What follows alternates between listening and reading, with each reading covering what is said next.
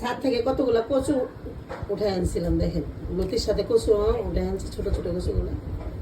বা কিছু বড় অনেক হিবিজিবি হয়ে গেছে তো কিছু বড় আনছে, এগুলা খালা কেটে নিচ্ছে। সাথে দেখেন আবার কচু আছে, কি সুন্দর কচু হয়েছে। দেখেন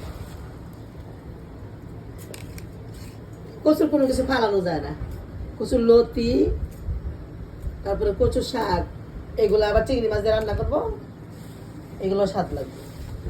অনেকগুলো হয়ে গেছে তো এই জন্য কতগুলো উঠে ফেলেছি গাছ সহকারে। এই যে দেখেন কতগুলো হয়েছে, খালা আরো নিতেছে এখান থেকে।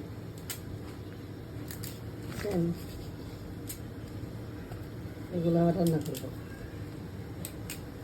কচু শাকগুলা আগে সিদ্ধ করে নিয়েছি। এখানে আমি লাল মরিচের গুঁড়া ছাড়া আর বাকি সবই দিছি। গরম মশলা গুঁড়ো দিছি, একটু রসুন বাটা, একটু আদা বাটা, কাঁচামরিচ, ধনিয়া, জিরা সবই দেওয়া হয়েছে।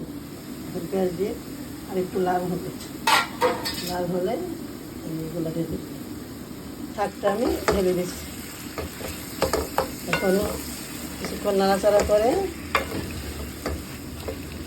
একটা কালার আসবে,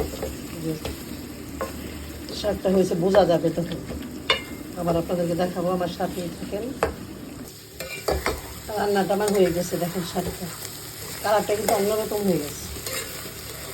তখনই বুঝবো যে আমার শাকটা হয়েছে যখন দেখবো যে কড়াই থেকে শাকটা এইভাবে উঠে আসছে।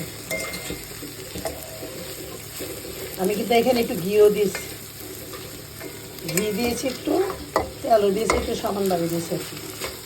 ওটা তো নির্ধারণ করে আপনাদেরকে বলা যাবে না। এখন শাক অনুযায়ী আপনার ওইটা দিতে হবে, তেল, ঘি, মশলা। এখন মশলা কালারটা দেখুন।